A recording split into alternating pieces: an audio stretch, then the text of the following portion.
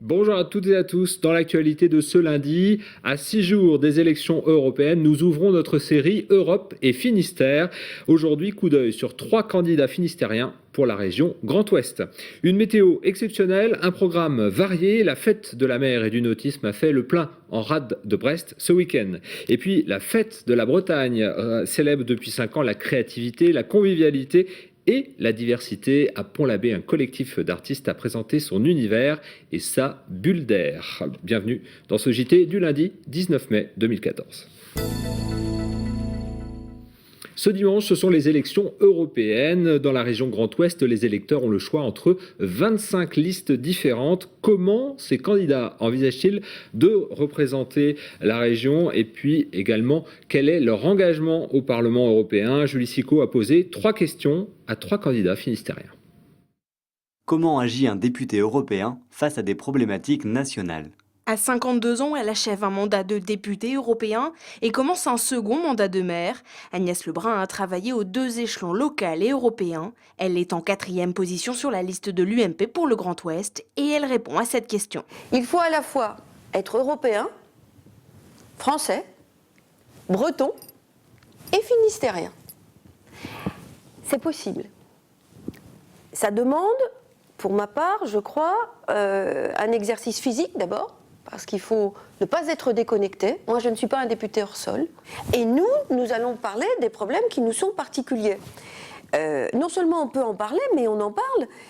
Et par contre, évidemment, il faut essayer de mettre sur la table le problème tel qu'il est, en le définissant de la manière la plus précise possible, pour vérifier que la solution, elle sera européenne ou française. Parce que c'est ça la réponse qu'on doit apporter. Est-ce que la réponse, elle est franco-française ou est-ce qu'elle est européenne? Est-ce que la Bretagne, seule, a réellement les moyens de se faire entendre au Parlement? Fort de son expérience d'assistant parlementaire et chargé des questions européennes au Conseil régional, Christian Guyonvar mène une campagne uniquement bretonne dans cette élection. Il répond à cette question. Et au niveau européen, nous faisons partie de l'Alliance libre européenne qui compte déjà 7 députés au Parlement européen. Donc nous voulons effectivement construire une Europe des peuples et des régions, une Europe solidaire, pas tout seul comme breton, avec d'autres en Europe. Mon expérience au Parlement européen, comme assistant parlementaire, puis comme représentant de la région de Bretagne, m'a permis de constater que les régions dont la voix porte le plus à Bruxelles et à Strasbourg, dont les intérêts sont le mieux entendus, ce sont précisément les régions qui ont le plus de pouvoir de décision chez elles. Comment peut-on expliquer la désaffection des Français et des Bretons face à l'Europe? À 41 ans, c'est la première fois qu'il se présente à cette élection, engagé au PS du Finistère et à des mandats locaux. Marc Coatanea s'explique sur ce sujet. L'Europe n'est pas assez politique. Moi, je crois que les Français ont très bien compris. Ce n'est pas un objet lointain dont ils ne comprennent pas les finalités. Ils ne sont pas d'accord avec les politiques qui sont menées. Quand je parlais des réglementations sur la taille du concombre, ce n'est pas ça qu'attendent les Français de l'Europe. Alors peut-être est-elle trop lointaine, peut-être n'est-elle pas assez démocratique, mais en tout cas, ils comprennent que les politiques menées ne correspondent pas à ce qu'ils attendent en termes de progrès social, de construction de l'avenir, pour donner l'emploi aux jeunes générations. 5 millions de jeunes en Europe, imaginez. C'est ça qu'il faut faire dans cette campagne, c'est politiser le débat. Il y a des choix de construction européenne qui sont ou progressistes ou conservateurs. C'est ça qu'il faut réussir à faire partager. Après l'arrestation de Jérôme Kerviel et son incarcération à la maison d'arrêt de Nice ce lundi matin, son comité de soutien Bigoudin appelle à manifester ce samedi dans la commune d'origine du trader Pont-l'Abbé. Le rassemblement est prévu à 11h devant l'agence de la Société Générale, place Gambetta. Un grand soleil, un programme varié. La fête de la mer et du nautisme 2014 a fait le plein ce week-end en rade de Brest. Pendant 2 jours, les clubs nautiques et les associations de voile ont accueilli le public pour des initiations ou plus simplement pour des balades en mer. Les pirates étaient même de la partie. Dimanche matin, sur le port du Moulin Blanc à Brest, quelques très jeunes pirates se préparaient à embarquer. On va attaquer les bateaux. Avec quoi? Avec quoi? Avec les canots. Une piraterie organisée pour la fête de la mer et du nautisme, un embarquement attendu depuis très longtemps par Tom. On va sur des bateaux de pirates. Ça fait 3 jours qu'ils s'impatientent, donc je pense que ça va être une réussite. Plutôt que des bateaux de pirates, ce sont 3 vieux gréements qui ont accueilli une trentaine d'enfants de 5 à 8 ans pour une navigation de 2 heures en rade de Brest. Pour les adultes, on a des supports comme le catamaran, le dériveur, et pour les petits, finalement, on n'avait pas grand-chose. Donc là, on voulait vraiment les amener sur l'eau. Embarquer, c'était aussi possible à Plougastel, sur le Saint-Guénolé.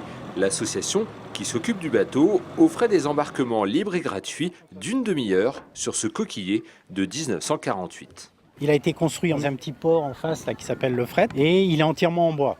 Et donc il a 3 voiles, donc on a une grande voile, au-dessus un flèche et devant la trinquette.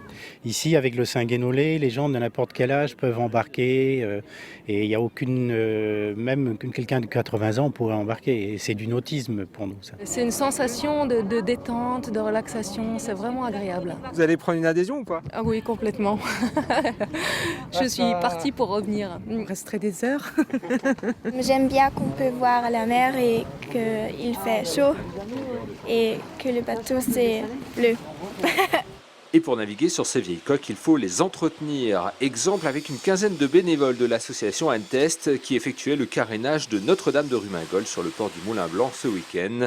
L'association qui se prépare d'ailleurs à un chantier de restauration complet de ce bateau.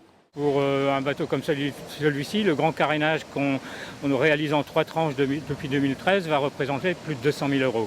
La fête de la mer et du nautisme a offert une multitude d'initiations pour tous les sports nautiques praticables en rade de Brest. Et on passe à la fête de la Bretagne qui avait lieu également ce week-end et qui a réuni une large programmation entre Pont-l'Abbé vendredi et Douarnenez samedi. Le collectif d'artistes La Meute a inauguré une nouvelle salle de spectacle nomade, la Bulle d'Air. Retour sur cette soirée inaugurale. Mais je promets, et nous promettons tous, de très belles histoires à cette Bulle d'Air. Et je vous propose d'applaudir. La Bulle d'Air a été inaugurée ce week-end à Pont-l'Abbé. C'est l'œuvre du collectif d'artistes douarnenistes La Meute. On avait très envie de travailler sur l'espace public, dans l'espace public. Et donc du coup, quand on a pris connaissance de ce projet qui a été initié au départ pour la ville de New York par Raoul Laborde-Berlin, on a eu envie de les attirer jusqu'au bout du monde. Et le pari est audacieux. En effet, le collectif allemand est très convoité. On a convenu de construire ensemble une structure, chose qu'on avait imaginée en 2016 ou 2017. Et au final, ils ont eu de la place et ils nous ont dit « Allez, on y va, c'est maintenant, ce ne sera pas plus tard ». Donc on a passé le pas et donc on a initié ce chantier de la Bulle d'Air que vous voyez derrière. Un chantier participatif avec les habitants de Pont-l'Abbé et de Douarnenez. La créativité du bout du monde, c'était le thème de la soirée. L'immense enveloppe est aussi devenue écran de projection pour le travail photographique de Mathilde Bouvard, intitulé Atlantica. C'est assez chouette et puis on va voir comment sera la lune ce soir, mais en tout cas mardi elle était juste au-dessus de la bulle et ça donnait un effet vraiment sympa. De ma venue en Bretagne récente, j'ai décidé de travailler un peu sur les ports et les atmosphères, les problèmes générationnels par rapport au boulot. Après la projection à l'extérieur, les spectateurs ont pu rejoindre l'intérieur de la bulle pour découvrir la techno acoustique de Magnétique Ensemble. Ce journal est terminé. Merci de l'avoir suivi. On se retrouve demain à 18h30 pour un nouveau point sur l'information locale et régionale. Je vous souhaite une très bonne soirée et à demain.